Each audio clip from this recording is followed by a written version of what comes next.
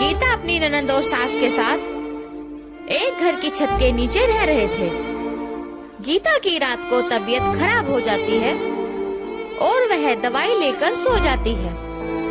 अगले दिन सुबह को पिंकी देखो, रात के सारे झूठे बर्तन अभी तक ऐसे ही पड़े हैं। इस कामचोर बहू ने अब तक बर्तन नहीं धोए। माँ, इसे घर से बाहर क्यों नहीं निकाल देती? इसे काम न करने के बहाने चाहिए। गीता की ननंद पिंकी रूम में आती है और कहती है, तुम आराम से यहाँ बिस्तर में लेट रही हो और वहाँ पर माँ सुबह सुबह रसोई में परेशान हो रही है। जब तुम्हें माँ जी ने रात को ही बर्तन धोने के लिए बोला था तो बर्तन अब तक क्यों नहीं धोए गए? पिंकी, रात मेरी तबीयत बहुत खराब थी। मैं दवाई लेकर लेट गई और पता ही नहीं चला कि कब मैं सो गई। मैंने तुम्हें कल ही बताया था और रात अचानक से मेरी तबीयत बहुत खराब हो गई थी। ननंद भाभी की बात सुनकर गीता की सास आ जाती है और गीता की बात काट कर बोलती है, मैं अच्छी तरह जानती हूँ तेरे बहाने वैसे तो इधर उधर घूमती फिरती है। जब तेरी तबीयत खराब नहीं होती, काम के नाम पर तेरी तबीयत खराब हो जाती है। माँ जी, ऐसा क्यों बोल रही हो? मैं कहाँ पर इधर उधर घूमती रहती हूँ? सारा दिन तो मैं घर के काम में लगी रहती हूँ। कम से कम मुझे बुखार में तो थोड़ा आराम कर लेने दो। आज थोड़ा बहुत काम पिंकी कर लेगी। कुछ आराम लगने के बाद मैं सारा काम कर लूंगी। पिंकी क्यों कर लेगी? तू महारानी की तरह लेटी रहे और पिंकी काम करेगी। अभी खड़ी हो जा, सारे बर्तन मुझको साफ सुथरे मिलने चाहिए। गीता अपनी सास और ननद के सामने अकेली पड़ जाती है और इतना तेज बुखार होने पर भी वह रसोई में जाती है और सारे बर्तनों को साफ करके रखती है, जिस वजह से उसकी तबीयत और भी खराब हो जाती है। पिंकी, मैंने तो सब्जी बहुत बनाई थी, क्या थोड़ी सी भी सब्जी नहीं बची? तुझे मालूम है सब्जी कितनी महंगी हो गई है? कह रही है मैंने तो बहुत सब्जी बनाई थी। सब्जी नहीं बची है, ऐसी सब्जी बनाई थी कि सब्जी में खाने का कोई स्वाद नहीं था। इतनी बेस्वाद सब्जी बनाई थी। रोटी भी 2 बची है और 2 रोटी कल की रखी हुई है, वही खा ले। गीता बेचारी नमक के साथ में सूखी रोटी खा लेती है और पानी पी लेती है। आज मेरी तबीयत बहुत खराब हो गई है, अब चलकर दवाई लेती हूँ। आज पता चलेगा इसको, यह इसका रोज का ड्रामा है। माँ जी, मैंने इसकी दवाई बदल दी। तुमने बहुत सही किया, अब इसकी अक्ल ठिकाने आ जाएगी। गीता दवाई खाकर बिस्तर में लेट जाती है। कुछ देर बाद गीता के पेट में दर्द होने लगता है। पिंकी, अरे पिंकी, कहाँ हो तुम? मेरे पेट में बहुत जोर से दर्द हो रहा है, कहाँ पर हो तुम? माँ जी, मेरे पेट में बहुत तेज दर्द हो रहा है।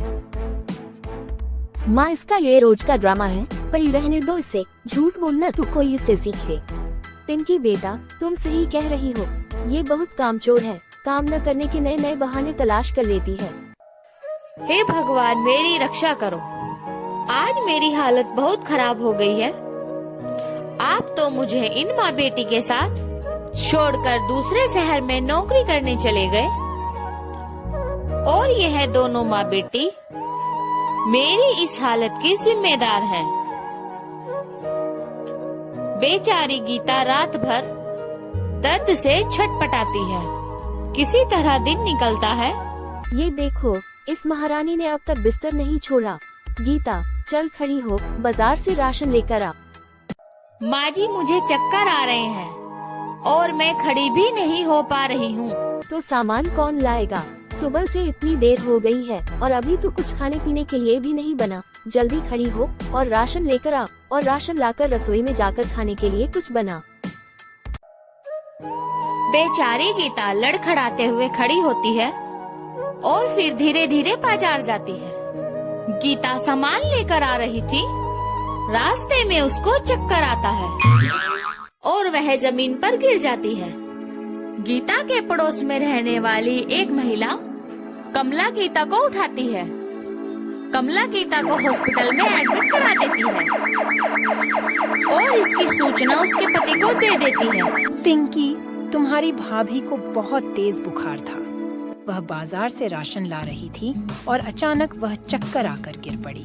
जिससे उसके सिर में भी चोट लग गई। मैं उसे हॉस्पिटल एडमिट करा कर आई हूँ।